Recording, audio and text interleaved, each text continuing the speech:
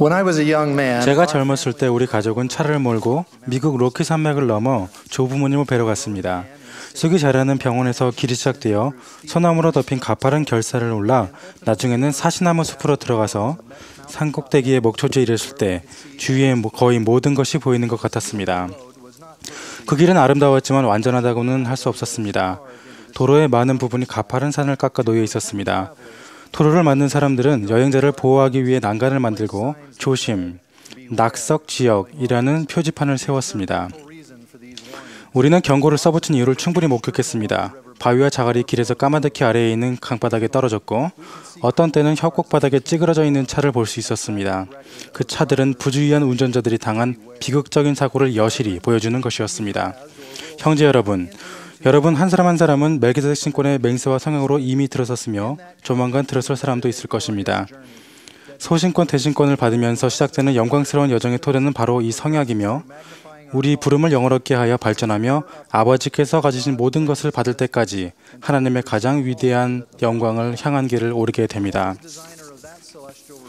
해왕국에 이르는 길을 설계한 분께서는 가는 길 곳곳에 주의 표지판을 세우셨습니다.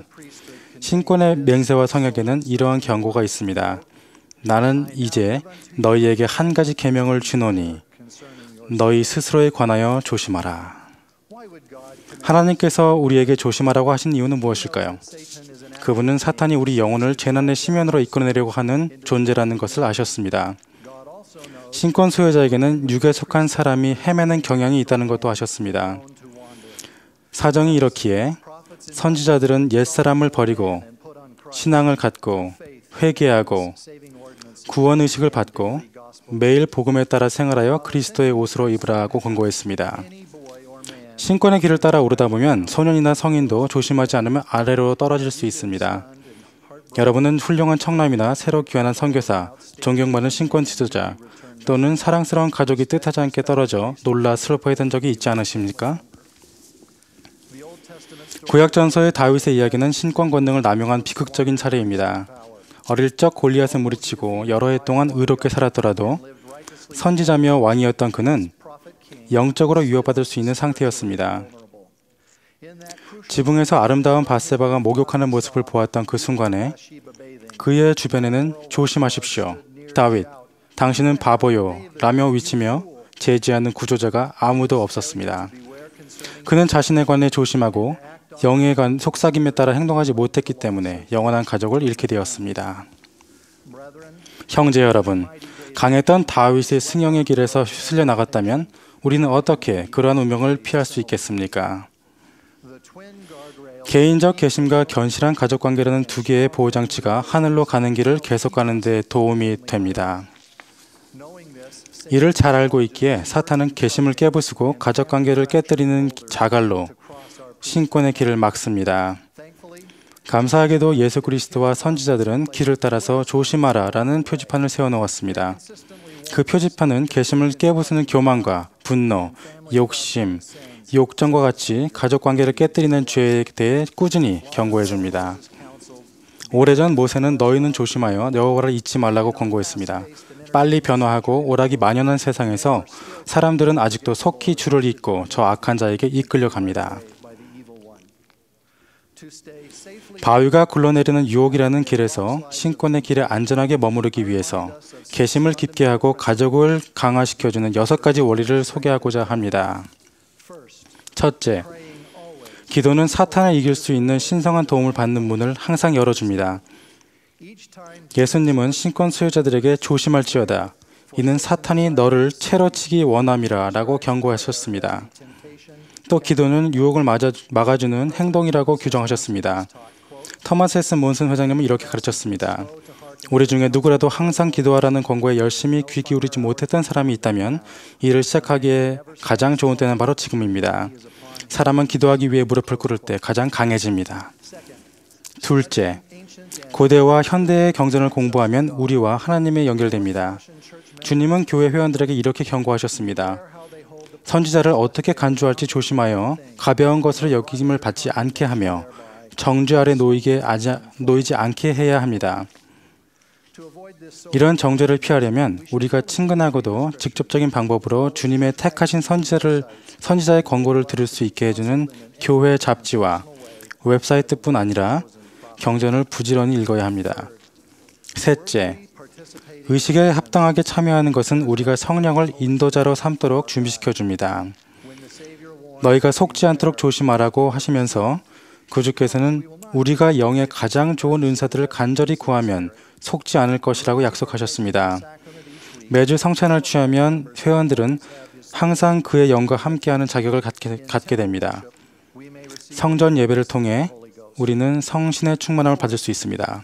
넷째, 개인적인 계심과 가족관계의 중심에는 진정한 사랑을 베푸는 것이 있습니다.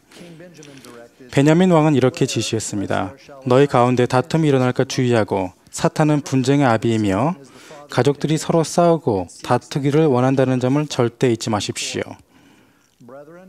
가족 중 누구에게도 정서적으로나 말로나 신체적으로 거칠게 대한다면 우리는 신권 권능을 잃게 됩니다. 분노를 통제하십시오. 가족은 우리 입에서 저주가 아닌 축복의 말씀을 들어야 합니다. 설득과 오래 참음, 온화함과 온유함, 거짓 없는 사랑과 친절과 자애로 다른 이들에게 영향을 미쳐야 합니다. 다섯째, 11조의 율법에 따르는 것은 신앙과 가족의 단합에서 중요한 부분입니다. 사탄은 탐욕과 소유욕으로 해의 왕국으로 가려는 가족을 휩쓸어버리기 때문에 예수께서는 삼가 모든 탐심을 물리치라고 권고하셨습니다. 탐심은 수입을 계산하고 정직하게 11조를 내고 금식 헌금을 후하게 내고 필요한 지출을 계획하고 불필요한 부채를 피하고 미래를 위해 저축하고 물질적으로 자립할 때 줄어듭니다. 하나님은 우리에게 이렇게 약속하십니다. 너희는 먼저 그의 나라와 그의 의를 구하라. 그리하면 이 모든 것을 너희에게 더하시리라. 여섯째, 순결의 법을 엄격하게 지킬 때 변하지 않는 우리의 동반자인 성신과 함께 하나님의 면전에 서겠다는 자신감이 생깁니다. 사탄은 넘쳐나는 외설물과 정결로 결혼을 맹공격하고 있습니다. 가늠한 사람들에게 주님께서 조심하여 속히 회개할지어다 라고 경고하셨을 때 그분의 말씀은 실제로 가늠한 사람들뿐 아닌 그에 앞서 음탕한 생각을 한 사람들에게 주신 것이었습니다. 현대 선지자 사도들은 외설물이라는 전염병에 대해 자주 분명하게 말씀해 왔습니다. 고든비 힝클리 회장님은 이렇게 가르쳤습니다. 회설물은 성난 폭풍과 같이 개인과 가족을 파괴하고 있으며 한때 건전하고 아름다웠던 것들을 완전히 파멸시키고 있습니다. 이러한 행동에 자신이 관련되어 있다면 바로 지금이 돌아서야 할 때입니다. 어떤 형태로든 순결의 법을 깨뜨리는 유혹을 받는다면 도망하여 밖으로 나아간 애굽의 요셉의 모범을 따르십시오. 이상의 6가지 기본적인 원리들을 신권 소유자들은 개인적인 계심과 가족관계라는 영적인 보호 사이에서 안전하게 머물러 하늘로 가는 길을 계속하게 도움을 줍니다. 젊은이 여러분, 이런 원리에 순종하면 성전 성약과 전임 선교사, 영원한 결혼을 향해 갈 때 여러분이 발전하도록 도와줄 수 있습니다. 남편과 아버지 여러분, 이런 원리에 따라 생활하면 동등한 협력자인 아내와 함께 가정을 의롭게 관리하고 가족의 영적인 지도자로서 봉사할 자격을 갖게 될 것입니다.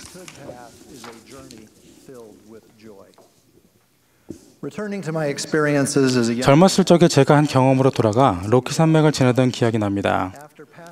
낙석 위험 표지판을 지한 다음 부친께서는 도로에 작은 자갈과 돌 몇 개가 떨어져 있는 것을 보셨습니다. 부친은 속도를 줄이셨고 거의 정지할 때쯤에는 농구공만한 돌이 우리의 곁을 휙 소리를 내며 지나갔습니다.